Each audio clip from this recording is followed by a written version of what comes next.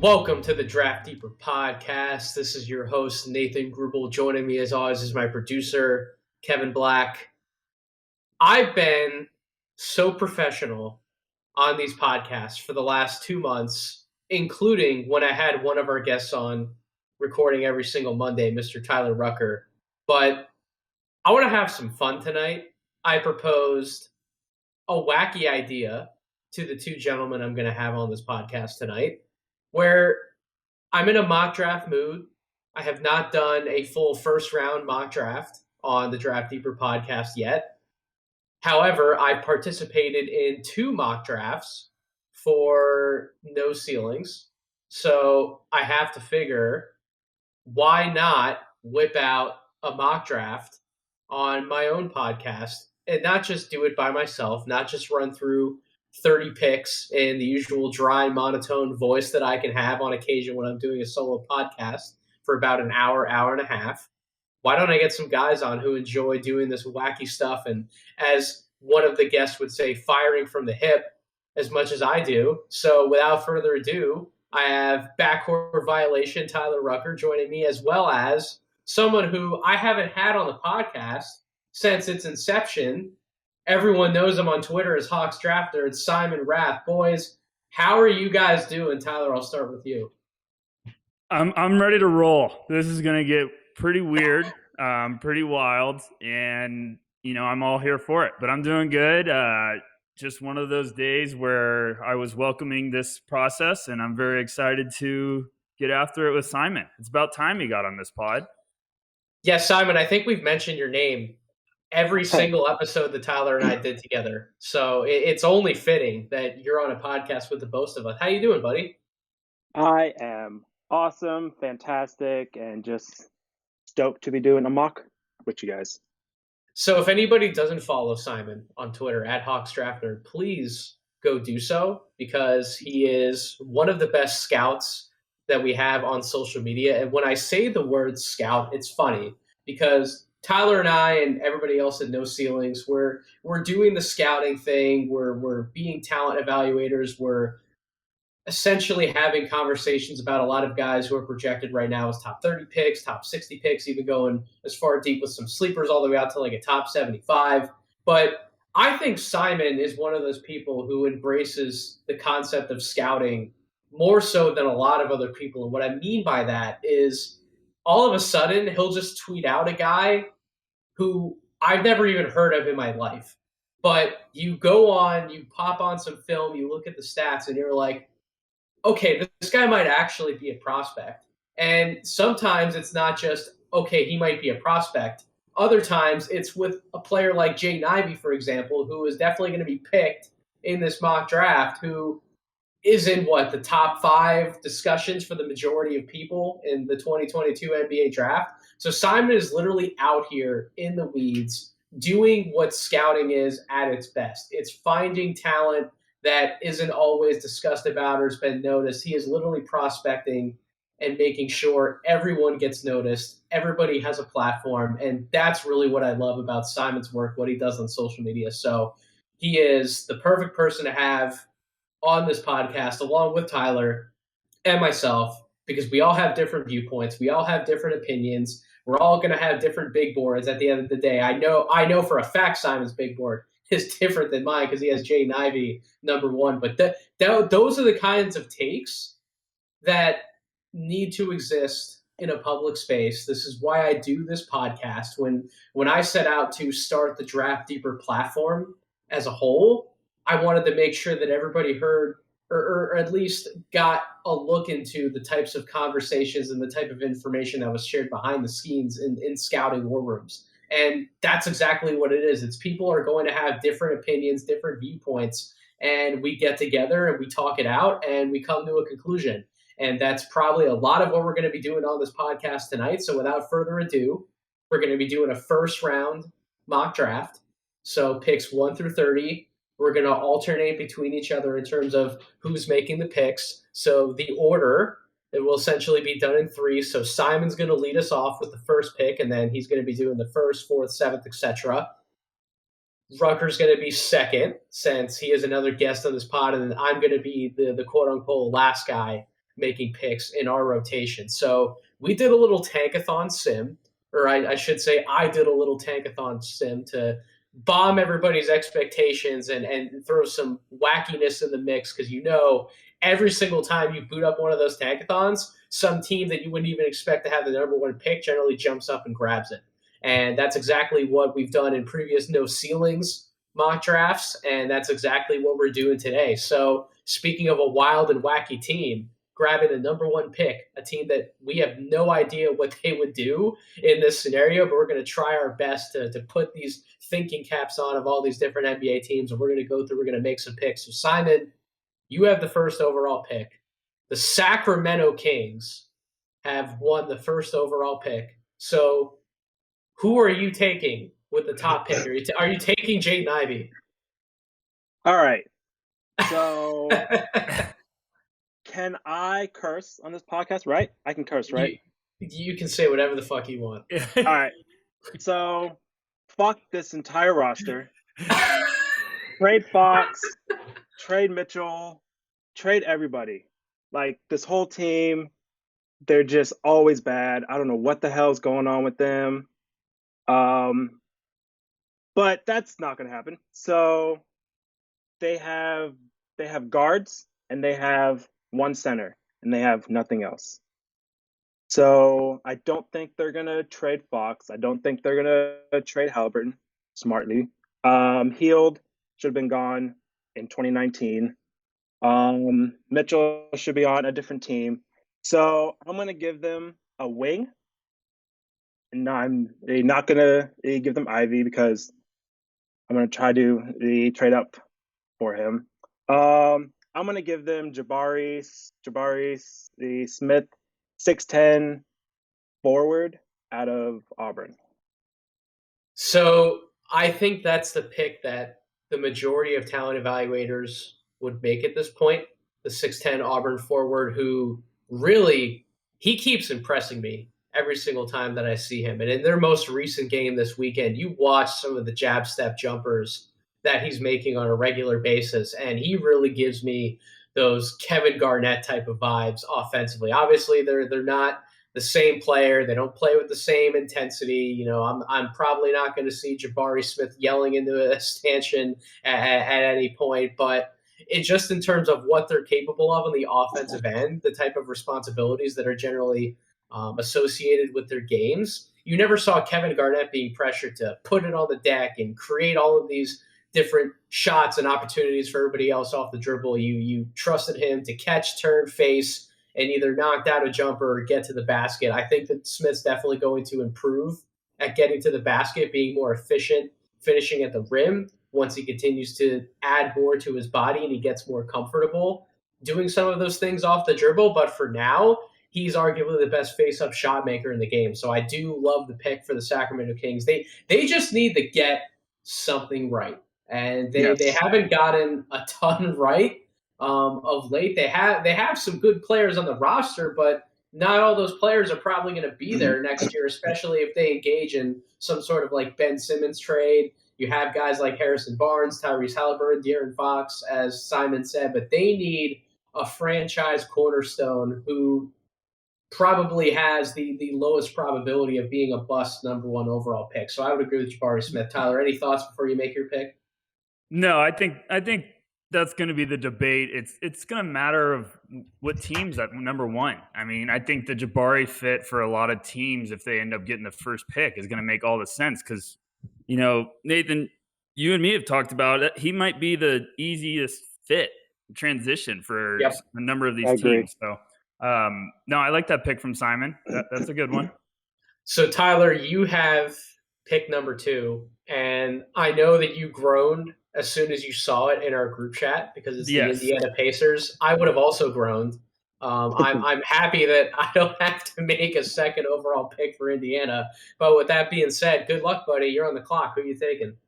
Yeah, so I think they're going to end up moving one of the bigs down low. I'm not trying to ever do a mock draft based on hypothetical trades, but hey, that's what we're going to do right now. So I'm going to say they keep Sabonis. And if they ended up getting this pick, they probably have a nightmare for about a month straight, and I can't figure out which direction I would want to go. So, I'm going to get a little weird, and I'm going to Yes. say Chet here. I'm going to say Yes. Chet because I really thought Paulo could be, if they want to play Sabonis at the 5 and play Paulo next to him, like that'd be a fun idea. But I also am just intrigued with, the passing ability of Sabonis, putting Chet next to him. I just think that's the type of Indiana Pacers pick that makes a lot of sense to me. And, Chet's number 1 on my board, spoiler alert, and I'm a big believer of best player available. So let's go with that. Chet Holmgren to the Pacers. Could you imagine the type of chaos that would ensue on the court if they did actually the other part in that scenario, Rucker, where they actually traded Sabonis and they kept Turner and they drafted Yes. Chet? Could you imagine? Like, who's Block going to make every a shot at the rim? Yeah, he'll block every shot imaginable. Like, who would I want would to love face that. a defense? It would be awesome. I'd love it. But I'm weird. I don't know why they would trade Sabonis, but Indiana's probably also in a position where they're like, we gotta not completely rebuild, but we gotta retool. And I still think Sabonis is one of the more underrated players in the entire league. So I don't know. I'm with you guys though. That would be fun. There's a lot of options they could go with there, and it would be crazy. Yeah, this roster has been in so much flux, and I'm a little surprised that they're in this position to even be able to jump up to number 2 in this scenario. That they're even a lottery team in the East. I really like their roster composition. The roster's good. I don't understand why they're like this bad. Yeah, I haven't watched enough Indiana Pacers basketball this year, so I would have to get somebody like Mark Schindler from from Indy Cornrows on to definitely give some input on that. But yeah, I'm shocked, but nevertheless, regardless of what direction they go in, I would agree with you, Rucker, in terms of the stability that Chet Holmgren could bring to a team because of his two-way play. We know about how much of a defensive monster he is, but you've even highlighted on some of your posts for the No Ceilings account, he's been much better shooting the basketball of late. And if he's going to be an off the dribble shot creator at 7 feet, we've talked about some of his passing ability previously on episodes of this podcast, and then everything he brings from a defensive standpoint. That would be a home run pick for Indiana. I think they'd be really happy to get a player like him. So I'm on the clock. The Houston Rockets, number 3 overall. I think I'm still going to go Paolo Banchero here. And I would be shocked if any of these 3 players would ultimately not be selected in the top 3. I know there's differing opinions out there, but I just think when you talk about what the NBA values nowadays, which is size, length, skill, all 3 of these players embody those 3 traits. And people can sour on some of the negatives surrounding Paolo's game, but Rucker, you and I have talked about this with the other guys at No Ceilings, how I think he's being undervalued in multiple different areas at this point. And at the end of the day, somebody for your team needs to be able to put the ball in the bucket. And Paolo can do that finishing inside. He can finish through contact. He has proven to be one of the better jump shooters from the elbows in this class. He's been pretty good at hitting transition threes. He's still a little iffy off the catch in certain catch and shoot situations. But if you want to talk about guys who can just create something out of nothing and go get their own bucket, Paolo's one of the best guys in this class to be able to do that. So just giving Houston another reliable offensive option, I think him and Şengün would be a really interesting mix in the front court. You know that Jalen Green and Kevin Porter would love another guy who can put the ball in the basket and just take some pressure, some scoring pressure off of them. I really like the pick for Houston to go with Paolo. Any thoughts from you guys? Yeah, this is exactly who I would pick. I think the first 2 guys would be probably their first 2 people on their board, but since they're gone, Ivy wouldn't fit, even though I would love a Ivy and a Jalen Green backcourt. I would love that. But I think it would come down to Paolo or Jalen Duren. And I think there's like, the tier gap between those two. Oh God, we mentioned Jalen Duren as high as number 3 on this Well, just podcast. because I think Corey it, Tolliver might have a little bit of a heart attack after hearing that one. So Simon, you're on the board. You have number 4, the Washington Wizards. I hate this team. I hate this Well, team. I mean, they certainly had a moment last night. We're recording this on January 26th. They had a moment when they blew a 35-point lead to a depleted Clippers unit, and that was shocking to say the least. It's disappointing. You hear Bradley Beal after some of the press conferences that you can just tell. If you couldn't tell already, you can tell now that he's pretty uneasy and unhappy about the situation and everything surrounding the team. And I just don't know how much fight is left in these guys when you factor in how bad that loss was last night, how they blew that big of a lead. So who knows what direction they could go in, Simon, but you can be the conductor of chaos for the Wizards. Who are you taking at number 4? All right. So if they keep Beal, I don't think they would pick Ivy, because Ivy is probably, I would probably say, about 2 years away from actually being a positive NBA player, because he's so raw. So I don't think they would pick Ivy. I'm just gonna skip over the Shaden Sharp because I don't know anything about him. I think if they keep Beal, they're gonna want someone who can actually play immediately. And God, this team sucks.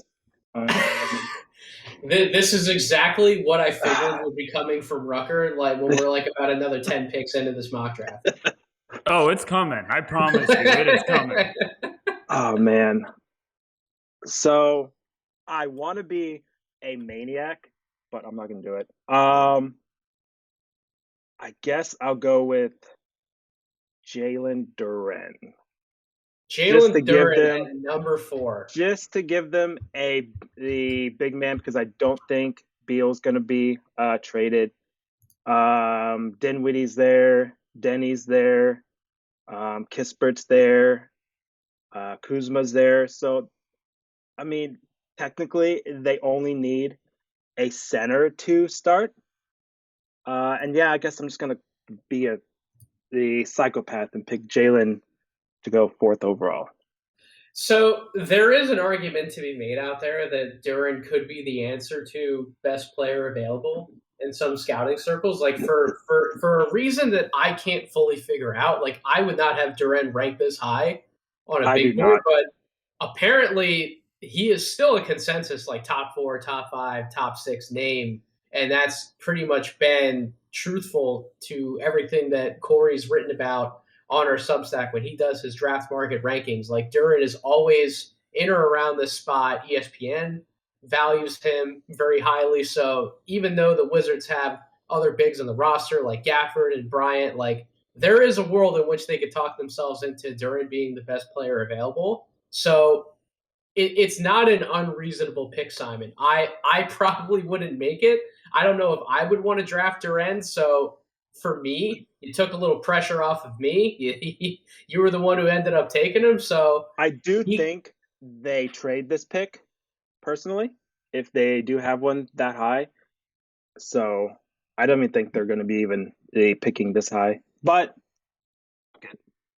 it's a Tankathon sim. That's exactly what we're doing right here. So Rucker, you have pick number 5, the Orlando Magic, who in a lot of different scenarios might even be one of the top 2 picks in this upcoming draft. They slid in this simulation all the way to 5. They would be very unhappy with themselves because they might have missed out on 3 players at the top who they would have been happy probably to get one of those guys, one of those top 3. But nevertheless, you're picking at number 5. Who are you giving the Orlando Magic? Yeah, I hate this pick too. You gave me 2 of the worst picks of all time. I mean, I mean, I'm sitting here looking at this board, and I'm like, I would be pulling my skin off of my face if I was in this front office. My problem with Orlando is I'm really excited about a bunch of pieces that they have, but I don't know. You don't want to give anybody the boot, right? Right. They I'm have still everything, intrigued. and they don't have everything at the same Yes. time. Like, it's really weird. And I keep looking. This is like what I'm talking about with this Trade down. draft. No, I'm not trading down. Would they gladly trade up, by the way? The Hawks would gladly Travis trade Schlenk, up. stop calling Travis me. Schlenk.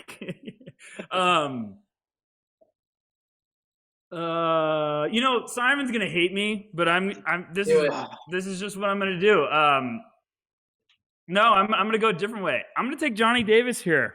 Woohoo! I know it's a little spicy.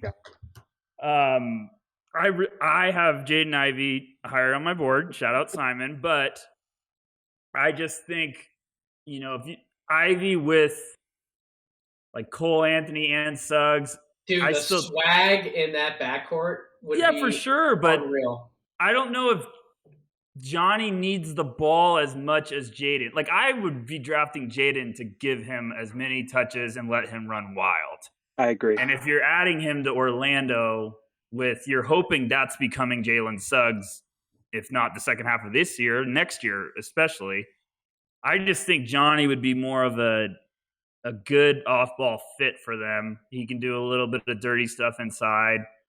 I wanted to really get wild there, but I'm trying to make sure that our listeners actually get through the first top 10 picks before they turn this off. So, no, let's go with Johnny Davis there. I'm a fan of his game. I still am convinced it's Brandon Roy's clone in some way. But, that's where I'm rolling at.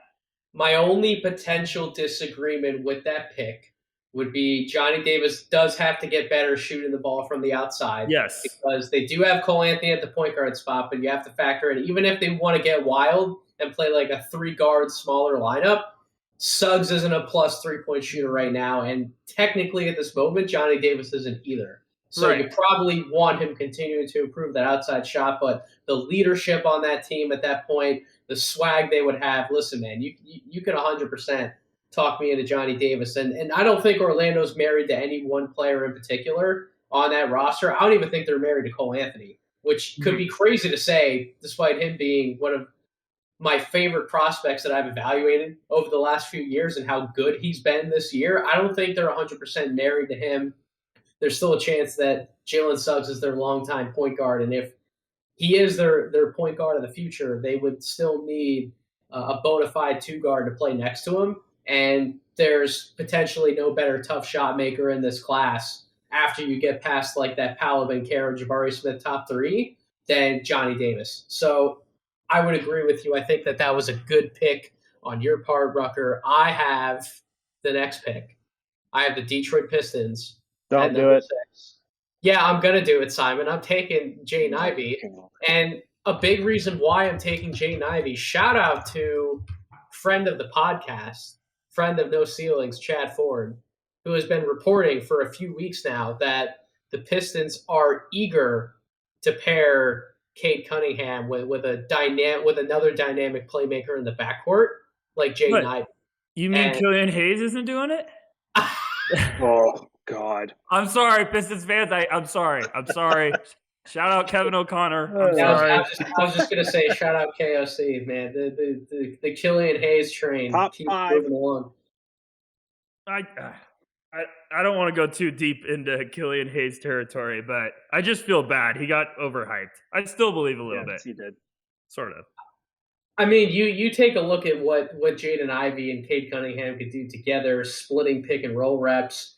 Jaden Ivey, although I have questions still about his pull-up jump shot, he's been much better shooting off the catch when he actually has time to go through his mechanics this year. He's a 40+% three-point shooter. Like I said, been really good off the catch. And then if you want to put him in pick and roll situations, him and Isaiah Stewart, you have Cade Cunningham spotting up off the ball. And even though he's been proven to be a much better on-ball player much earlier on in his career than I think some anticipated, he's still a threat off the catch because he is a 40+% three-point shooter, or at least he's capable of being one. in his own right. So I think that would be a really dynamic backcourt. Obviously, you would have Ivy ripping through teams in transition, pushing the pace, applying pressure to the rim.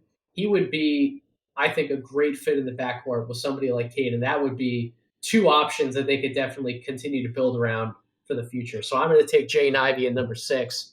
Simon, Oklahoma City Thunder at number 7. One of two teams in this scenario because of all of these crazy trades that have been made with draft picks and who owns the rights to what. They're one of two teams in this scenario who have 3 first-round picks. We're going to be choosing 3 players for the Thunder and 3 players for the Grizzlies tonight. So that's wild in and of itself. I don't know how often that happens in the NBA draft, but player number 1 for the Thunder, who you going with at pick number 7?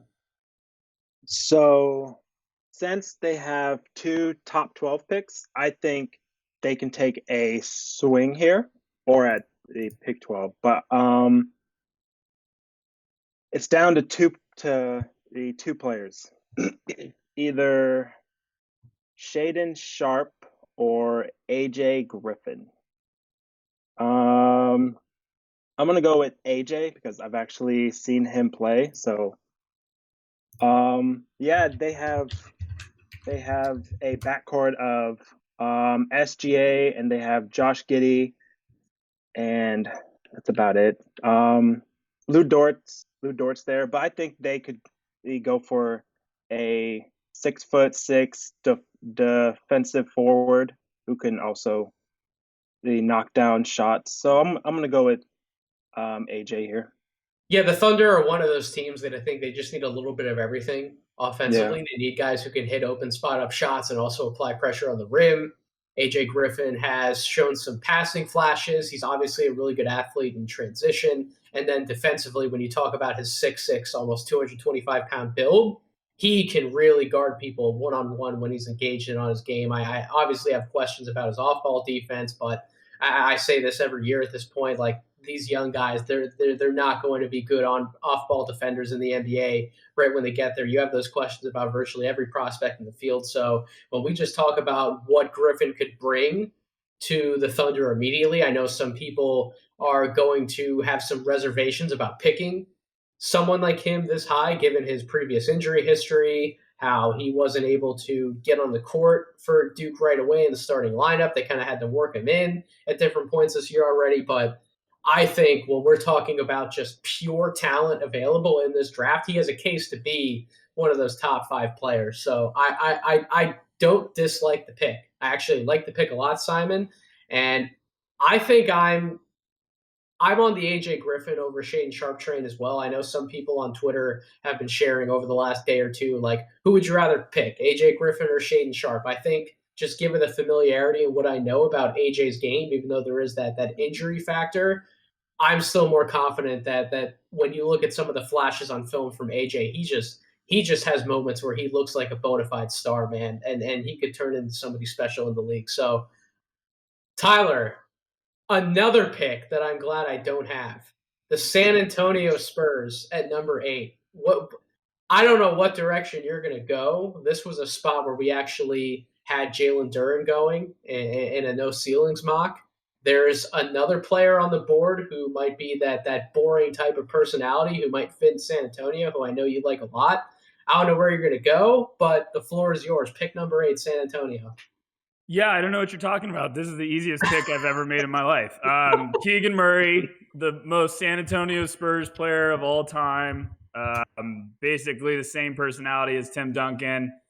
No, I just am a big fan of Keegan. The more I've watched him, the more I've been a fan. I think he's going to be a guy that ends up in this ballpark. I think he could go as high as 6. He could go around 6 to 8. So I think San Antonio would jump all over that. Carries himself the right way, very mature, just putting up big numbers for Iowa this year. So I'll keep it short. I think that would be a slam dunk for the Spurs. I agree with you. Keegan Murray's been one of the most efficient players in all of college basketball this year. Corey and I got to see him up close and personal last week at Rutgers, and he really impressed me, not because of, he didn't hit a lot of big shots in that game, or he wasn't hitting all of these tough shots off the bounce or doing anything crazy on the offensive end in particular, but he was just incredibly solid. He's one of those low mistake type of players. He has a high IQ, two-way, versatile defender. That's the type of player I think that San Antonio would continue to love to add, especially when you factor in they are starting to get offense from a number of intriguing players, including DeJounte Murray. They have Josh Primo waiting in the wings. Keldon Johnson has been a good player for them. So while Keegan Murray does give you offense, I think he also gives you some of that toughness, that IQ, that rebounding. I think he would really benefit them greatly. And you are right, Tyler. He is the most San Antonio Spurs prospect that we have in this entire class. So Yes. that was not a bad pick at all. I'm on the board, number 9, the New Orleans Pelicans. I think if I were that front office, I'd be really intrigued to take somebody like Shaden Sharp here. I'm not going to do it. I'm actually going to go with Ty Washington. And the reason why I'm going to go with Ty is this team needs a point guard, but they don't just need a point guard. They also they need more consistent shot making from all over the floor, which Ty has proven at the college level. He's a 3-level scorer. He has the best floater in the class. He can finish around the basket once he gets there. His jumper curling off screens, off the catch, him being able to hit some of those 1-2 dribble pull-ups. He's looked really smooth with that jumper. He can hit open 3-point shots. It's also the defense, and that's something that some people have started to talk about is his defense has really come around for him.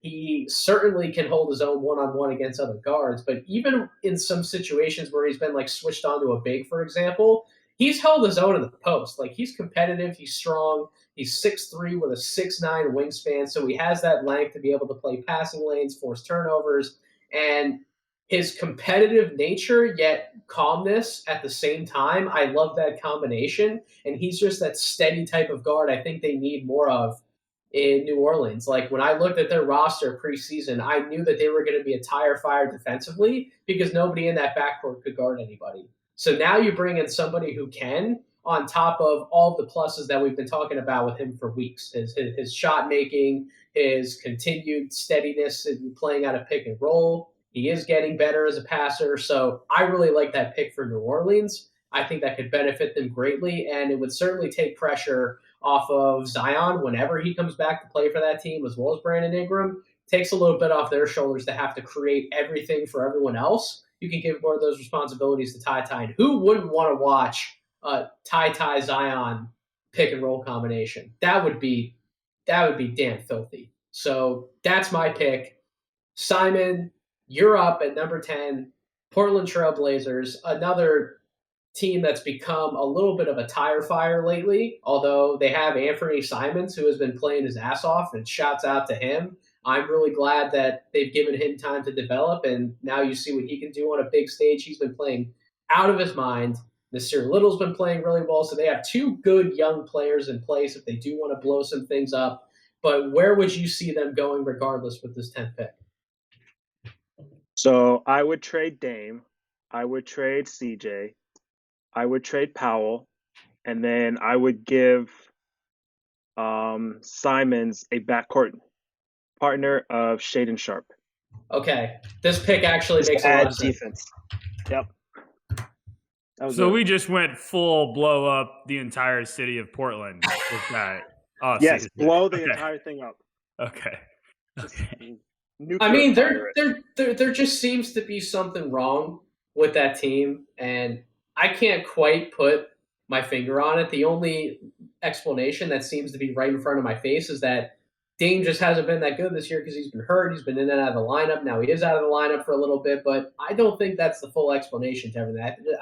I think ever since a lot of those rumors started coming out last year about Dame potentially wanting out of Portland or the team trying to explore trades in the background, there just hasn't been this good, clear stigma with the Portland Trailblazers. And if we're talking about them keeping that pick, blowing up at least some of the parts around Dame, or maybe even trading all three of those altogether, kind of like Simon said, it makes a lot of sense to give Anthony Simons another long-term partner in the backcourt who can grow into possibly being a star of his own in Shaden Sharp. He's the most unknown player who's going to be available in this draft class, the 6'6" guard. I like a lot of what I see on film. I definitely have some questions that I need answers to before I would definitively take him with a top 10 pick in this particular draft. I don't know if he's going to play for Kentucky. If I were his counsel, I'd advise against him playing for Kentucky this year because they're in the meat and potatoes of their schedule in the SEC. It's only going to continue to get harder from here on out when you factor in the rest of the regular season, then the SEC tournament, and then the NCAA tournament. You're trying to acclimate him into a team that's essentially he'd be surrounded by veterans. The only other younger players that he's really playing alongside of would be Ty Ty and Damian Collins. We see how much playing time Damian Collins gets this year. Ty Ty would really be the only one that he'd be sharing the court with on a regular basis. But Ty Ty is also mature and wise, really beyond his years. So I just don't know if Shaedon Sharpe would be able to do enough positive things on the court to outweigh the negatives that would assuredly be there. Not because they're true negatives to him as a player, but just because he hasn't been playing college basketball and he hasn't gotten acclimated to that level of play. He's been essentially sidelined for that long. So I would advise against him not playing, but you hear everybody coming out, Jonathan Wasserman, Sam Vecini, Matt Penny, they're all like, he's going to be a top 10 pick regardless of if he plays or not. So he would be right there at number 10, and I'm glad that Simon picked him up for the Trailblazers. So, Tyler, the Atlanta Hawks, a lot of pressure. No pressure. You only have Simon's no pressure at all. Team here that you have to make a pick for. You have to decide their fate. Who are you taking at number 11? So I want to be smart, but I also kind of want to make a bold pick because it might piss off Simon. Oh my God. This is tough. I'm not kidding. Like, I have an obvious guy I want to take for them, but yeah, I'm gonna get Simon all uncomfortable. So I really like Atlanta's team. I'm sad that Cam Reddish had to go. I know we've all talked about that. Don't mention that. Sorry, too soon. I can't believe I'm going to do this. I'm going to go Patrick Baldwin here. Yes. I love it. Yeah, I like Baldwin's having a nightmare year. I still believe he's going to get in front of, the pre-draft process. He's going to shoot the crap out of the ball and workouts. He's going to heat up again. I just think you put him with Atlanta and say, hey, we need your size. We need you to just space the floor, be a lethal catch and shoot guy. Like, I still go back to his FIBA tape, and I'm very intrigued. So I would think that would be a great addition for the Hawks.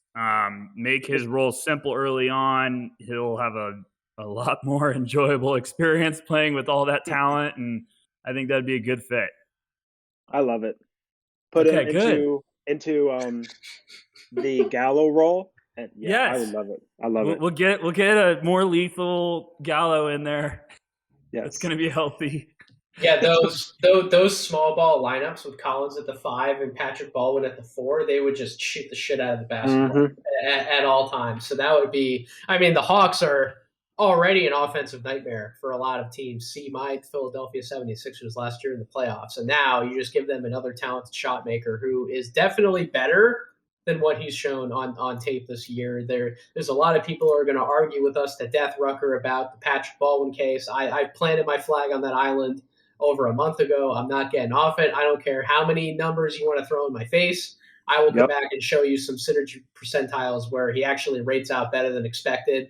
And as you guys just said, you can go back and flip on tape of every moment before he got to Milwaukee, and he was a pretty damn good prospect then, and he's still a pretty damn good prospect now. So I agree with the Baldwin pick. That's a great pick, Rucker. Thank you. I really appreciate that. Yeah, not that you really need my words of encouragement to do your job over there. But, all right, Oklahoma City Thunder, as Simon mentioned, the second pick in the top 12. It was an A.J. Griffin selection the first time around. Let's continue to swing for the fences. Why not continue to swing for the fences?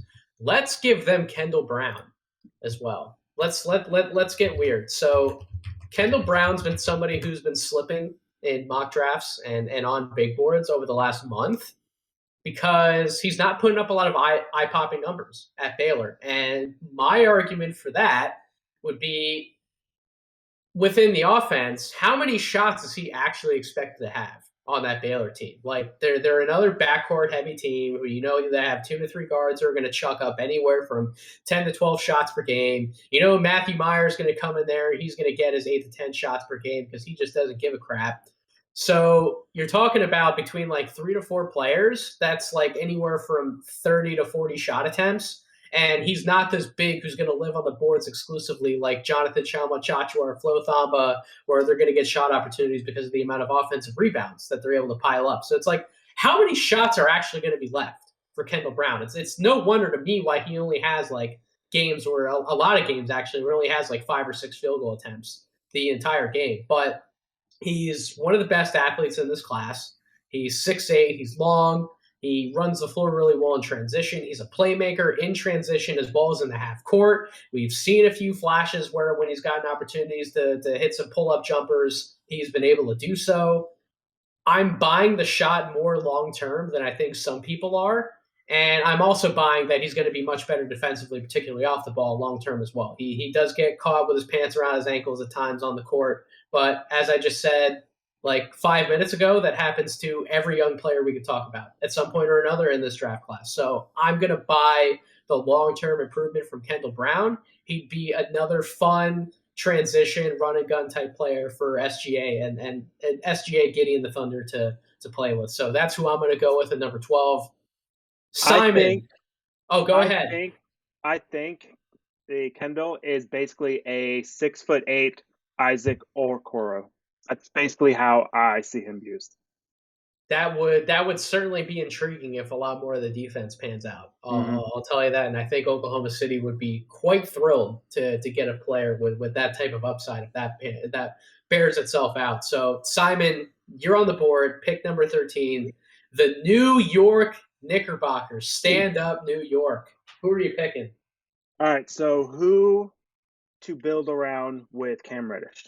So you obviously have. All right, so you're gonna die on that hill for forever, aren't you? I will always die on that hill. Yep. All right, so I could go the bold route. You know what? I'm gonna go with Benedict Mathurin. He was the guy I was literally just about to say. Like, I can't believe that he's still on the board. He's still there. I would have liked to pick him for Oklahoma City. I just wanted to swing for the fences. Yeah, he would have been my pick if Rucker didn't go with PBJ. That's who I was debating. He would have been my pick. But so what, Tyler? Why did he slide? What this is your guy, Arizona Wildcats basketball. Stand up. Why is he sliding in this mock? What are we doing? Are we just stupid? No, I think this is just how mocks go. I think every year one guy slides. I mean, we can think a guy is supposed to go top 10 and he ends up going 16th. Like it's just one player, falls through the weeds. And the Shaedon Sharpe thing, that pushed him down one. That pushed him down, and I'm still. I don't know. I don't know if I'm buying the Shaedon Sharpe's going to get in the draft and be a top 10 pick, even if he never plays a game. Like, I know that's really exciting to think about, but I'm still going to have to wait and see if that really happens. But I liked what I've seen from Mathurin. I definitely think he could be someone that intrigues team in the top 10. But I also could see him still being like a late lottery pick. What do you like about the pick for New York, Simon, with Mathurin right here? Why did you take him? So I think they have a bunch of like ball stopping guys, like Julius, he needs the ball. RJ, he needs the ball. Fournier, he needs the ball. Cam Reddish, hopefully, will get the ball. So I like that Benedict can just be the off-ball guy and just thrive off-ball, so he doesn't have to just take the shots away from those four. I agree with that. And I think when Mathurin has gotten downhill more in some of those off-ball scenarios, when they've gotten him on the move, he's also been much better this year at making the next play after getting himself on the move. He's been able to make the next read, make the live dribble pass, find somebody else when he doesn't have the shot. And we know how lethal of a shot maker he can be. when they do get him going on the move. They have him curling around screens. They have him working off handoffs. They get him downhill. He's just been a really good, tough shot maker for Arizona. He's been their best offensive player, and he's a big reason why this team's having the success that they are right now, even though he didn't have a good game from the floor last night. Everybody has a bad game. It's college basketball. It happens. I'm certainly not going to worry myself into Matherin dropping down my board because of one bad game. So even though he slid a little bit in this mock draft, I think he pretty much comes in play anywhere from like 8 to all the way down to where we took him, like 13 or 14. He's a second half of the lottery guy. So I'm glad that he was finally picked. Although I think Tyler would have loved to be able to take him with pick number 14 because he's picking for his own Boston Celtics. Who are you drafting for a team that you loved watching growing up? I can't get over the idea that Brad Stevens might do a backflip if this guy's still on the board. So I'm going to go ahead and take him. I'm going to do it. I'm taking Ochai Agbaji right here. I think this is exactly the type of guy Stevens wants. They just want a kind of an early contributor who can get after it on both sides of the ball and really stretch the floor. I'm still a believer in Aaron Nesmith, but I think they were hoping to get a little bit more of a contribution from Nesmith on a consistent basis. So I think just added another asset in that arsenal. I don't really like the point guards in this range. I think they just need to get guys that can help right away. And I do think, the Celtics are going to be pretty active around the deadline. I think this team could look very, very different next year. So, yeah, I think Agbaji is a good pick for them here. The one thing that the Celtics are missing that Nesmith, in theory, would give them if he was actually knocking down shots on a consistent basis is just that guy who you can trust to hit that corner three when Jaylen Brown and Jason Tatum dribble the air out of the ball and they can't go anywhere else with it. They know the shot's not there in front of them, so they got to pass out of it with like 4 seconds left on the clock. They don't have that knockdown shooter that Ochai Agbaji has been for Kansas this year. He's really been a bailout guy in a lot of different ways for that offense this year. It's not just that he's this on-ball flamethrower. He's also been that guy who has played his part off the ball when he's had to play off the ball, and he's been a little bit of a bailout guy for them. So I think that you don't want him necessarily handling a lot of high volume in the NBA anyway, so he'd be a perfect bailout guy for Boston. I agree with you, Tyler. I think he definitely fits the mold of the type of player that Brad Stevens would target with that pick. So I'm now on the clock. The Minnesota Timberwolves. I have no idea what to do with this pick. I have absolutely zero idea what to do. So they're another team. They're kind of like they're in a better situation than Orlando because they're more competitive and they're winning basketball games. But they're another team where it's like they have Anthony Edwards, they have Karl Anthony Towns, they have D'Angelo Russell. They have these guys that they think are going to be pieces that are with the roster in the long term. But at the same time, this team could also flip a switch, blow it up, trade Towns, trade Russell, and they could be in a spot where it's really only Anthony Edwards is the core long-term piece. So they're this other really sneaky, blow it up kind of team. They could go in a number of different directions. Luck. I'm going to be a little cantankerous here. I'm going to take Dyson Daniels just because I think that regardless of what Minnesota does, he will fit in any construct. He's another guy who can handle the basketball. He can make decisions on the ball. He's been a really good pick and roll facilitator for the G League Ignite team this year, even though he's not the flashiest or the sexiest offensive player. Like I said, he makes a lot of good decisions with the ball. If the shot comes around, I think his upside continues to climb. He's probably the best perimeter defender in this class in terms of guarding 1 through 3. So having him and Anthony Edwards next to each other, as long as Edwards continues to keep making strides defensively, that could be a nightmarish backcourt go up against on a night-to-night basis. So I'm just going to take the guy who gives them steadiness regardless of what they end up doing. So I'll take Dyson Daniels at number 15. So, Simon, you're now back on the clock.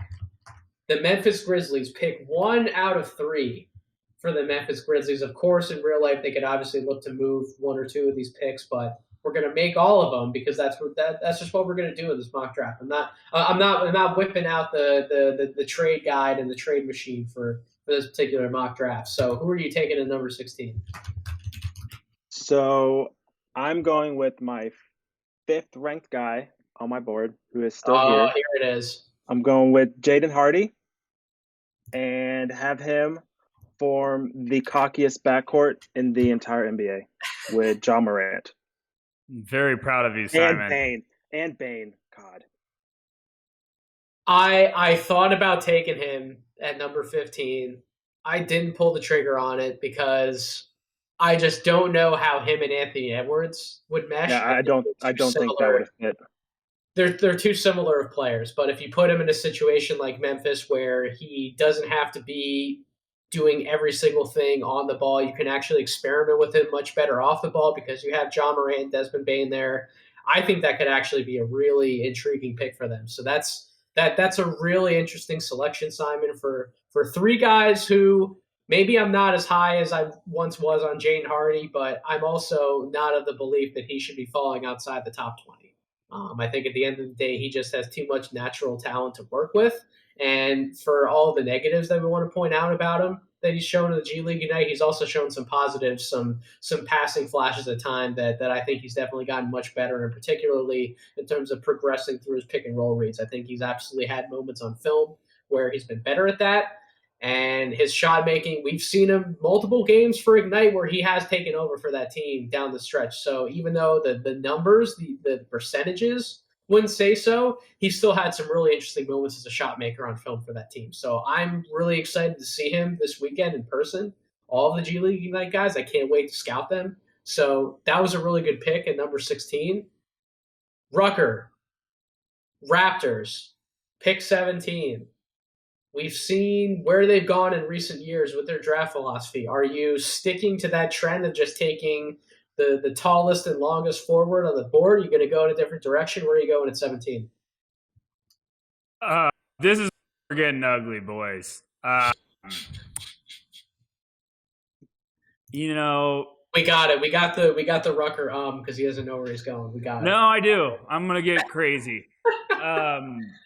I'm taking Trevor Keels here because the idea of Trevor Keels and Scotty Barnes just is giving me so much excitement for the North. And I know I'm a lot higher on him than some other people, but I just think with the Raptors developmental staff, what they've done with Scotty Barnes this year, I think Keels would just give them another nasty component on that roster that you can build with moving forward. And you know, I like a lot of pieces on their roster, but I just still think they need to get another guy that can just kind of run the offense. And I don't know. I like that pick. I know it sounds a little crazy, but no, I mean it kind of gives the Raptors another guy similar to Gary Trent Jr. Like when Gary Trent Jr. is on the bench, they can bring in somebody like Trevor Keels, who if he's hitting his stride as a shooter and he gets to the point where he's shooting the piss out of the ball, similar to what he did before he got to Duke, then we're talking about a really good floor spacer for that team. It also gives them that size, that toughness on the perimeter,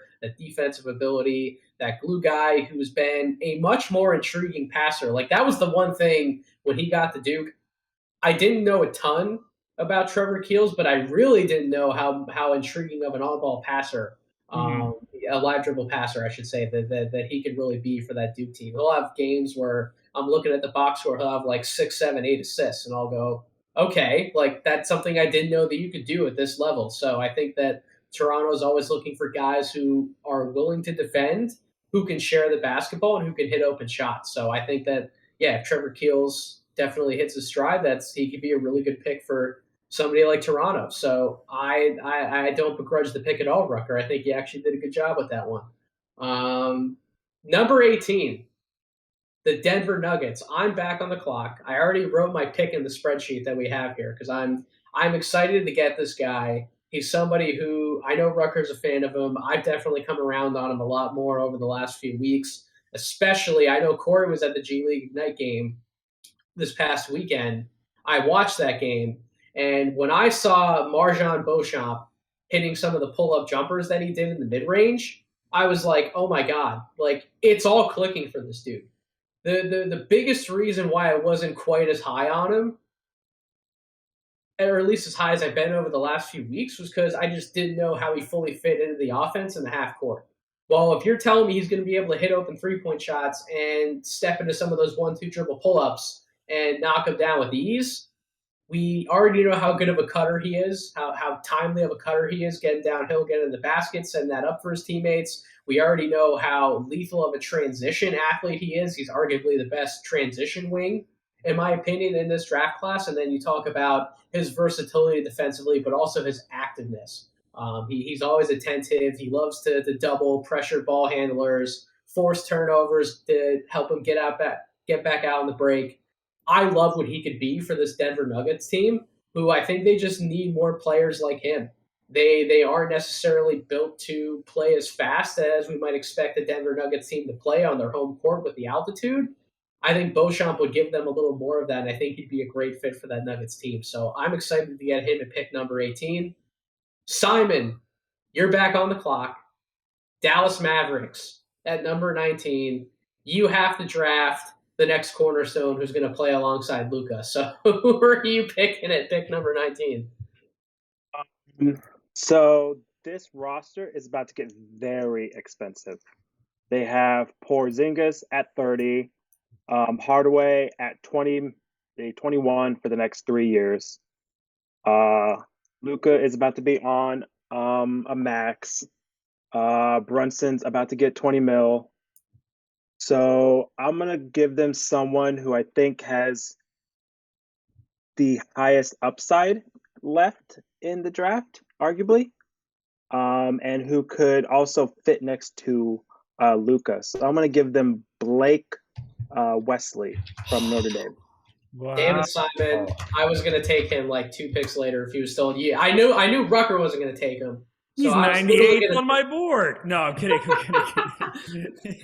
You mean he's like Alondes Williams on Sam's board? He's like he's like 78 or whatever the hell he said he was. No, I'm kidding. I understand there's a lot of people that like Wesley out there. I just haven't gone down that rabbit hole yet. I'll get there.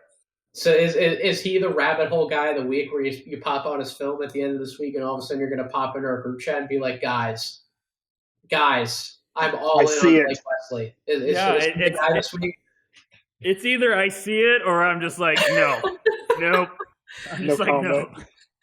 I'm like, good luck, everyone, because I'm not there. But no, I get the intrigue. I think Simon brings up a good point. Dallas is going to get – that roster is going to get tough in a hurry. And I think Jalen Brunson, if he's gone, that's going to be a big piece that's missing if he goes somewhere else in free agency. So I think that's an intriguing pick.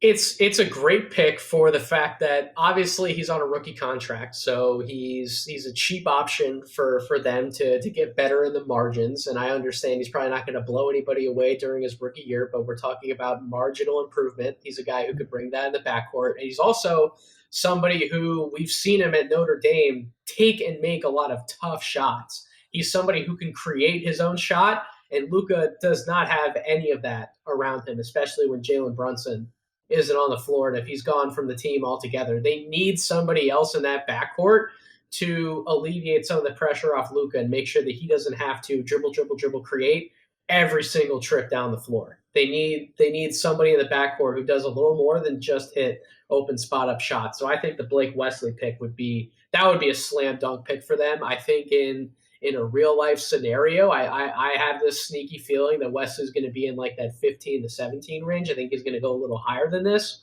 but I think they'd be really happy to get him at 19. So, Rucker, you're on the clock. You have a second opportunity to piss off Simon. You're once again picking for the Atlanta Hawks. I don't know how you got both of the Atlanta Hawks. Yeah, this doesn't seem right. I feel like I'm cheating on Simon. Yeah, but you have a second chance to upset him, so go ahead. This is gross. Oh gosh, it's not as bad as I think it probably. Like a lot of these guys are actually starting to turn the corner and make intriguing cases for themselves. I think when you and Metcalf did the mock on the No Ceilings podcast like a week or two ago, I think it was probably a lot rougher at this point. I think it's a little better now. Yeah, I would agree with that. There's just so many guys here that a team like Atlanta has so many pieces already. I still think like Jalen Johnson could be a second-year leap guy. Well, yeah, you're drafting the third guy who's going to be the third star on the Atlanta Hawks G League team. So that's what we're drafting for. Yep. No, stop it, guys. We got to have a little bit more faith. Okay, I'm going to throw a wild card out here, but he's the best player left on my board. Oh I think boy. Atlanta will be in a BPA situation. I'm going to give him Jean Montero. Oh my God! I so you're know going to give him it's Sharif and John Montero. no. Well, I mean, I think you're in a position if you're the Hawks, you got to keep just adding assets, and I'm not going to give them another wing. It's just the guy I think has the highest ceiling probably on the board left. Like I don't want to. I just drafted Patrick Baldwin. I don't really want to add another 3, and there's some intriguing ones there. If I add a 4, I'm pretty much throwing them right behind Jalen Johnson. So I don't know. There's a lot of positions, a lot of angles they could go. Guys lower on my board, I thought maybe could be a pick, but I just think that would be a little bit too rich for my taste at 20. So you guys can tell me who else you'd rather go with. If Simon wants to call me out, I feel bad that I took his pick. I'm fine with hearing his opinion. Simon, what do you think about John Montero? Yeah, Oh, boy. I'm not a big John Montero fan personally, and I don't really see how he would fit with the Hawks, considering he could never play alongside Trey because they'll be both 6'2" guards. But I mean, he's not like a bad guy. I would have personally picked. I would have personally picked probably. See, it's a little hard, isn't it? Yeah, Thank you. Because anybody I pick will not get any minutes. That's what's the problem here. At all. I'm looking at every option. Swung for the fences. All right, just swing for the fences and pick Peyton Watson. That's okay. So that was literally the son of a bitch. I should have done it. That's who I would have picked. Okay, and that would make sense. Yeah. In Rucker's defense, if Montero hits, he's probably worth being picked like 6 or 7 picks higher than where he got him. It's just you got to believe if he hits. And he's definitely not going to have a full-time spot for the Atlanta Hawks next year. Yeah. If this would be the pick, he's going to be having a point guard battle with Sharif Cooper for the Hawks G League team next year. But if he does hit, I mean, he could end up being the best point guard in this class. Like I know that Simon and I have come around to that pretty much being tie, and I think consensus at this point would probably agree that it's tie. But we can't rule Montero out. He's as Rucker, I think once or twice, he's like the man of mystery for a lot of people in this draft class. We can't really get a good read on the overtime elite stuff. So unless you have a lot of access to his film from overseas, you're probably coming into this draft, the casual draft fan, thinking, I don't know enough about this guy. What is he going to be in the NBA? How good of a prospect is he really? So who knows? He could surprise the hell out of all of us, and he could absolutely be worth a top 20 pick. So I would have definitely went another direction as well. So, but I'm not gonna completely shit on you for the pick, Rucker. So no, it's okay. You guys just don't get it, so it's fine. I appreciate it. No, I get going the other direction. I'm just thinking of, and I don't want to talk too long because I know we're almost there, but I'm just thinking of Montero as like a potential trade backup, 6th man. Someone you could keep developing. I mean, I think they just need depth, and I'm not trying to shit on Sharif Cooper, but I'm just saying you're in a position there where you got Patrick Baldwin. Maybe you double down. Who knows? But Peyton Watson would have been fun there. I get it. So I'm at 21. I do get to pick for my team. I get to pick for the Philadelphia 76ers. I have 3 directions where I could go with this pick. The one of them would appease Nick on our staff very much. Another is probably messing up who could be a great fit for the Cavaliers in the next pick. And the third would be the most intriguing in my opinion, but it's just putting even more pressure on Joel Embiid's shoulders to carry more of the load offensively if this guy's in the lineup. But then again, maybe they're so good defensively that it doesn't even matter. They're just getting up and down, and he's able to help manufacture easy points for this team. So, but I'm gonna go behind door number 2, and I'm gonna pick Max Christie for the 76ers, a guy who has been in and out of my big board quite literally this whole year. And it's not just because he's had some poor shooting nights. It's also because he's a guy who you could really see boosting his draft stock significantly if he came back to school. And I think if you talk to multiple people, I know that Jonathan Wasserman said it on my podcast that if he were to make bets on some of these top freshmen who haven't quite panned out and stayed in that like lottery type range, if you were to make a bet on one of them to go back to school and come back and really want to boost their draft stock, it'd be Max Christie. So we don't know if he's going to ultimately be in this draft, but if he is, he's a 6'6" guard who can get his own shot. Maybe not in the more traditional way of dribble the air out of the ball and take this amazing pull-up jumper, but he's one of the best movement shooters that we have in this draft class. He's fully capable off the ball, and he's been pretty good defensively all year long for Michigan State. And I think the 76ers just need more guys with size who can shoot the ball who aren't non-athletes. So I would have definitely given them an athlete with the other direction I would have gone, but I'm going to bet that the 76ers would probably rather have the shooter here, so I'm going to go with Max Christie. Simon, you do have the Cleveland Cavaliers. Sorry if I might have blown up your pick a little bit. I don't know what direction you're going to go, but you have pick number 22, Cleveland. Who are you taking? So I could just give them the best defense ever and give them Alex Fudge. The best defense ever. No, I'm just kidding. I think with Garland there, and I don't think they're going to keep Sexton personally. I just don't really see that fit. So I think they need another shot maker. And if only there was a shot maker left. I'm going to go with Bryce McGowens. Okay. Well, he's definitely a shot maker. Yes, give them a 6'6" guard next to Garland. So the thing that I've said about McGowens is if he hits on his potential, I don't know if there's 15 other guys in this draft class who would be more talented than him offensively. He has so much natural talent in his 6'6", 6'7" frame. I saw him up close and personal, Rutgers against Nebraska. I came away very positive about his body, his frame. He's definitely going to be somebody who fills out. And I already knew about his 3-level scoring potential coming in, his willingness to get to the basket, draw fouls, knock down free throws.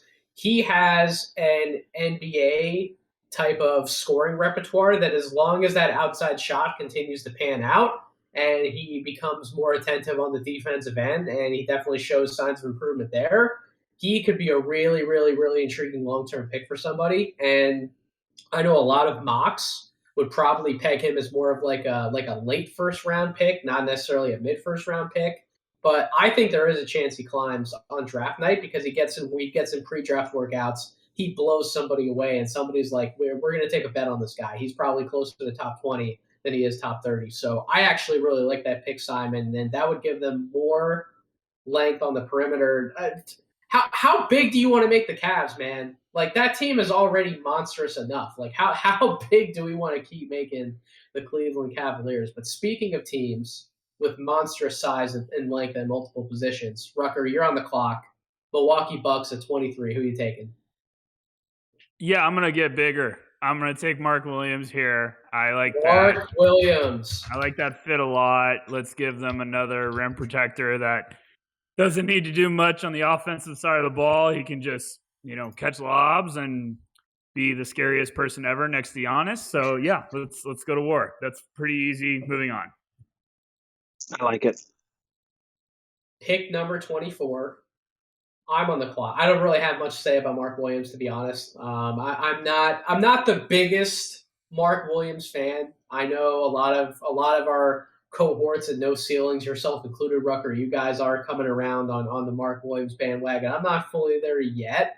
I think if I was picking one of these big men late in the first round, I think I'd still lean towards Walker Kessler. He's just done so many things that have blown me away on the defensive end this year, on top of being a guy who I think is going to grow into his offensive game a little more than what Mark Williams is ultimately going to provide at the NBA level. So I would rather bet on somebody like him. But I understand the Mark Williams pick. I understand Mark Williams has a ton of fans in NBA front offices, and he probably is going to be one of those guys who ultimately does rise up. And maybe he's drafted anywhere from like 17 to 25 on draft night. I'm fully aware of that scenario, so it's not a bad pick. Houston Rockets, 24. I'm going to stop the bleeding, as our good buddy Nick would say, Rucker. I'm going to take Nikola Jovic here at pick 24. He's another guy. The Rockets already took Şengün. They already took Aruba. If they are going to draft and stash somebody, they can still stash Nikola Jovic, or if he's ready to come over, they can absolutely bring him over and he can contribute. 6'10" shot maker off the bounce. He's been much better at hitting open catch and shoot shots this year. He's as competitive of a player as they get in this draft class. I know Mike Schmitz just did a film session with him. I was watching some of the clips that he put together on social media from that film session. I loved what I saw, both on the tape as well as listening to the interview with Jovic. I think that he's still somebody that is worth betting on, potentially even higher in the first round. I feel like you're either in on him being like a lottery pick, or you're in this like late first round range, like our good friend Corey is. So I'm going to stop the bleed a little bit. I'm going to take Jovic here. I think short term, long term, I think he does fit with multiple pieces on that Houston Rockets roster. So Simon, pick 25, Chicago Bulls, who have found a lot of success with a second round pick in Ayo Dosunmu. They get another pick in a very similar range. We hear all the time there's like this group of players that finds themselves in like that 25 to 35 range. They're essentially picking from a similar pool of players as they did last year. Who are you picking this time around for the Bulls? So they build around Ayo, and not Levine or DeRozan. We're no, of course not. Yeah, of course. Or Alonzo. Oh my God, Kevin! You and your Lonzo propaganda. Shout out, Kevin. I totally forgot Lonzo was there. I'm gonna give them Tari Eason to be a low usage, high impact defensive forward. I almost took him for the 76ers. That was the direction. That was the other direction I was probably going to go, because could you imagine him and Matisse Thybulle playing defense in the same lineup, and Embiid manning the front line? Like, good Lord.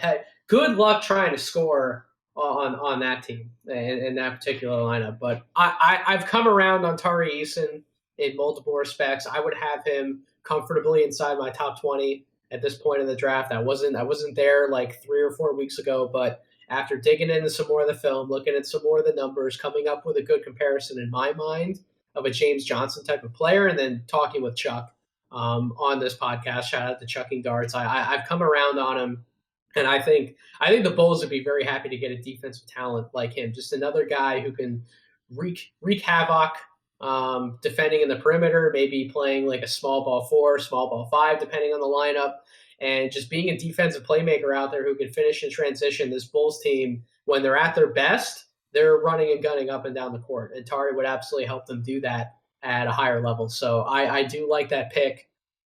Rucker, 26, Miami Heat culture, Heat swag. Who is left in this draft who embraces Heat culture? I'm really curious to hear who you're going to take. I love the Tari pick because I was thinking that might be a route that the Heat would go. They would 100% go that route. Yep. I'm going to get crazy. I'm going to throw a name out there. As if you haven't been doing that enough. Oh, well, now I'm really going to get crazy. You know, Pat Riley and company are never afraid to go get their guy, which I have a big belief in. And I think this is a guy that could be there. I'm going to give them Justin Lewis of Marquette. I know that might be a little rich for some people's taste, but I think this is exactly the type of player that Pat Riley would jump all over. get them in their, their organization, develop them slowly, make life simple early on. He just plays the game tough, and this is a guy that would fit really well with that roster. So I think that would be a home run pick at 26, with some really good upside to be a key contributor for that team. You mean you're not going to take Christian Brown? No, not there. Part of Heat culture, not there. No, they got too many white shooters. They can't keep adding them. So Justin Lewis is a guy who has definitely gotten buzz over the last week or two in different draft circles. He had that big shot over Villanova the other night. I actually talked about him on the last episode of this podcast that had Maxwell Bomboards on, and we talked about Justin Lewis as one of our guys. And I think that he's firmly in that early second round range, creeping into the back end of the first. And if we're talking about these guys who you would feel comfortable taking a swing on, 6'7" forward who looks like he's closer to 240 pounds than 235 pounds, really intriguing pick and roll threat, pick and pop threat, can do a little bit off the bounce, versatile defensively. That's the type of interesting young talent that I could see the Miami Heat absolutely taking a swing on. So I do like the pick, and he seems like a really tough kid. He's built for it. I think he could actually thrive in Heat culture. So good pick by you, Tyler, even though you didn't give him another white shooter in Christian Brown. A little disappointed in you, but they need some defense. They do need some more defense, especially if not next year. The white then. No, I'm not hating on white guys. I'm just saying they need some depth other than shooting guards. Well, if you're going to give them defense, size, length, defense, you know who you should have given them? The guy who I'm going to pick, Jeremy Suhan. That was the other name I was thinking of, but I just like the Jay Lewis idea. Okay, call me crazy. I like it. I'm on board with Jeremy Suhan. I think that he absolutely has a range of going within the top 20 picks if everything works out for him in the 2022 draft. He could also come back to Baylor, look to have a breakout sophomore year, do a few more things offensively, and maybe significantly raise his stock. That wouldn't shock me either, but he's a really versatile defender. He has size, length. He has a good IQ for the game offensively. He's an intriguing passer. I think as long as the three-point shot continues to come around for him, he's shooting about average. I think he's about like 34% on his three ball. He's not a good free throw shooter, so that could be a negative indicator to where his outside shot is at the moment. It is something that it definitely needs to continue developing. But when we talk about fluid, mobile athletes with size, length, that 6'8", 6'9" range, who we've seen Jeremy Suhan be an absolute pest and a really good defender on threes and fours. As he continues to grow, mature into his body, he could be somebody who plays that small ball five and could give other centers some problems depending on the lineup. So I really like the type of player that he could grow into. And we're talking about drafting for the Memphis Grizzlies here at pick 27. They have 3 first-round picks. If they keep all them in this scenario, they can afford to take a swing or two. And I think that Jeremy Suhan's one of the best swings that's left on the board. So I'm going with him at pick 27. Simon, this is back-to-back picks for the Memphis Grizzlies. You're picking for them at 28. Who are you giving them with their third first-rounder? So this guy is not going to play for them probably for the next couple seasons. So I think I'm going to swing for the fences.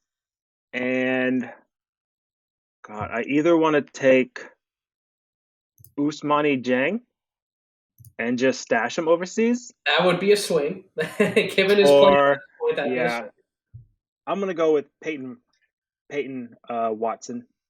That's a good pick. I have a feeling Rucker wanted to take him with the next pick, but that's a great pick for Memphis. Somebody again who, if you're in a position where you have multiple first round picks, you have a really deep, good team as it is, you can afford to be patient with somebody. They took Zaire Williams really high last year, a guy who everybody thought was going to live in the G League, yet he's proven to be better than a lot of people thought, at least early on, and he's been starting for the Memphis Grizzlies this year. And if it really is more of a confidence thing with Peyton Watson and a fit in a certain system, that it is a skills issue, and he can come into the NBA with better coaching, better development, and he can end up cracking that rotation sooner than expected. I mean, we talk about these 6'8", 6'9" guys with length, who are transition terrors. He showed in the game last night against Arizona that really intriguing pick and pop three. If that outside shot comes around, you know that it's been rumored that in certain UCLA practices he's been given point guard responsibilities. He's been playing pick and roll as the ball handler. Like there is a lot of intriguing upside with Peyton Watson, who was at one point a preseason top 10 pick. So the fact that they're able to snake around and a team like Memphis, the rich keep getting richer, get him at 28, that would be an excellent choice if he's there. So well done with that pick, Simon. Rucker, 29, Golden State Warriors. You have a second chance to take our boy Christian Brown. Are you going to do it? Yes, I'm doing it. Are you kidding me? I want God. Peyton Watson, Christian Braun, bring him on over. Now you're talking about giving some more shooters. No, this would be I think this would be an absolute slam dunk for Golden State. Adding someone like Braun off the bench, just smart player that can play really well inside that system. So yeah, I love this pick. This is the easiest one I've made all day. So there's one other guy who could have went to Golden State. If we talk about just giving them more shooters, I'm going to take him for the Oklahoma City at number 30. He's probably the one guy who's fallen, who I'm actually surprised that he fell this far, who would be Caleb Houston out of Michigan. I think that was the other. Yes. Yep. I agree. I'm going to take him for Oklahoma City at number 30 here at the end of the first round mock. Stop the bleeding on him, who's quietly been shooting the ball better over his last 4 or 5 games for Michigan. And if we're talking about one of these guys at the end of the first who could climb right back into that top 20 range, one of the names would obviously be Peyton Watson if he continues to show maybe not like dominant play for UCLA, but more flashes like he did last night. And then the other one would be Caleb Houston if he can keep up the shooting consistencies as he has over these last few games. So we did it. We completed a full first-round mock draft. Rucker didn't fall over and die during the whole process, so that's definitely to be praised. That's an accomplishment. We're still here. We're still alive.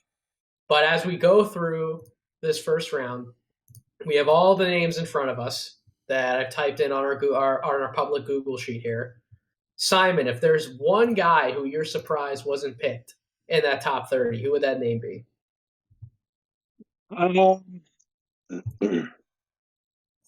Probably, I would say Wendell Moore, just the way he's been playing this season. I would not be shocked if a playoff team picks him late. I agree with that. And Wendell Moore was somebody who was creeping up as high as like 16, 17 on my last big board, but that was really contingent on, as Metcalf and I have talked about multiple times in our No Ceilings group, the jump shot really being something that was coming around for him this year. And is that going to be a consistent part of his game? He has not shot the ball well from the perimeter for a while. He's still been finishing around the basket. He's still played pseudo point guard for that team. He's made people better around him. But if we're talking about starter level player versus being some guy who you can bring in off the bench to man second units, give a team another change of pace, the jump shot really has to be there for him on a consistent basis. And it hasn't been for a little while now. So that's why I think that in my mind, that's why I think he would have fallen down the board a little bit. Rucker, what about you? Who's one guy you're surprised didn't go in the top 30? Strangely enough, I'm in complete agreement with you guys. I just think Wendell could be a guy that goes a lot earlier than we're thinking. The improvements this year are just kind of, he's been almost like a utility weapon, just kind of does a little bit of everything.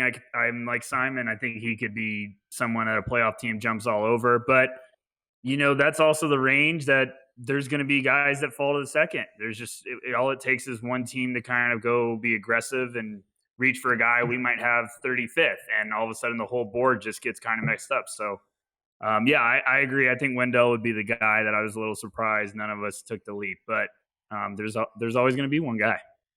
A few guys who I'll just call out as honorable mentions. E.J. Liddell has got a really good buzz lately at Ohio State. Michael Foster also playing in the G League Ignite. I think he's started to build up a little bit of a sneaky late first-round case. Both of the point guards, Kennedy Chandler and J.D. Davison, fell out of the first round in this scenario. That's not as surprising to me. I mentioned Walker Kessler, somebody to watch as a dark horse late first-round pick if you're looking for a big man. Travion Williams out of Purdue has been really fun. Young Jung Lee, the Davidson wing, has also been really fun this year. Somebody who I'm starting to come around a little more on. My guy, Josh Minot out of Memphis. I still think he's going to go in the first round once we get to June, and I probably would have taken him with that 30th pick if Caleb Houston wasn't still on the board. And then somebody who I know Rucker's written about him for No Ceilings. Metcalf has just gotten done writing about him. Ismail Kamagate, the Paris big man. Man, Rucker, I know that you've been talking about him for a while, but I started to watch a little more of his film the other day after reading Metcalf's brilliant piece for us in No Ceilings, and he is fucking fun, man. I really enjoy watching him. You have any parting Kamagate thoughts of somebody to watch for? No, I think if I didn't say Wendell Moore, I think Kamagate has a real shot to get into the first. He's just shown some really good flashes, especially with this big class. I think when you get past the Mark Williams range, that there could be someone that sneaks up if it's Walker Kessler or Kamagate, and I think Kamagate's got a real shot. So I'm like you. The more you watch, the more you find yourself becoming a fan, and he's a good one. Well, gentlemen, thank you so much for graciously coming on the podcast, helping me blow off a little bit of steam. We didn't have to be as professional on this episode. We could just go at it, have some fun, do a nice little mock draft, and put out some great content for the community. You know, everybody loves eating up mock drafts, so I'm sure that there's definitely going to be some people talking about this episode. I can't wait for all those conversations on social media. But Simon, for anybody who, for whatever reason, wouldn't be following you on social media or any of the work they're doing, why don't you go ahead, plug everything that you are doing for my audience now? Yeah, you can just find me at Hawks Draft Nerd on Twitter. And my big board is at crashinghoops.com. Rucker, you do it every single time you're on this podcast. It is your job, your responsibility. No, I'm just kidding. But you do a really good job of the plug. So go ahead, plug yourself, plug everything we're doing in No Ceilings real quick. I'm at noceilings.substack.com along with a bunch of talented guys. I also want to make sure you guys do follow Simon because he does some great stuff with highlighting a bunch of prospects that everyone needs to pay attention to. And I'm also at Backcourt V, which is Backcourt Violation on social media. So thank you guys for doing this. This was fun. And, you know, I still regret my second Atlanta Hawks pick.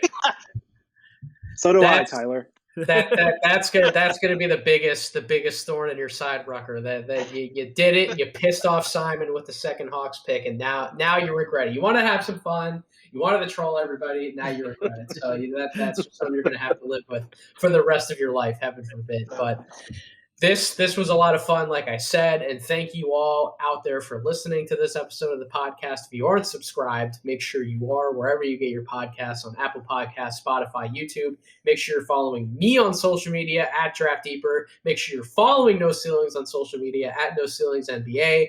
And stay tuned. There's plenty more content coming throughout this entire draft cycle on the No Ceilings Substack, as well as this podcast. We're going to be going in multiple different directions over the next few weeks. I know my usual morning dunk column next Monday is actually going to be a little bit of a birthday present for myself. I'm going to do an NBA rookie ladder because I haven't written a word about any of the amazing rookies that we have in the league this year yet. So I'm going to talk about guys like Cade Cunningham and Evan Mobley and Scotty Barnes, and I'm going to tell you why these guys are awesome. And I'm probably also going to mention words about why Jalen Suggs and Jalen Green are still going to be awesome, because I'm buying all the stock that anybody could possibly be selling, even though they've been a little bit disappointing so far in their rookie year. So definitely make sure you're subscribed to the Substack to read that piece next week. But with that being said, thank you all again for listening. I hope you all have a wonderful rest of your week.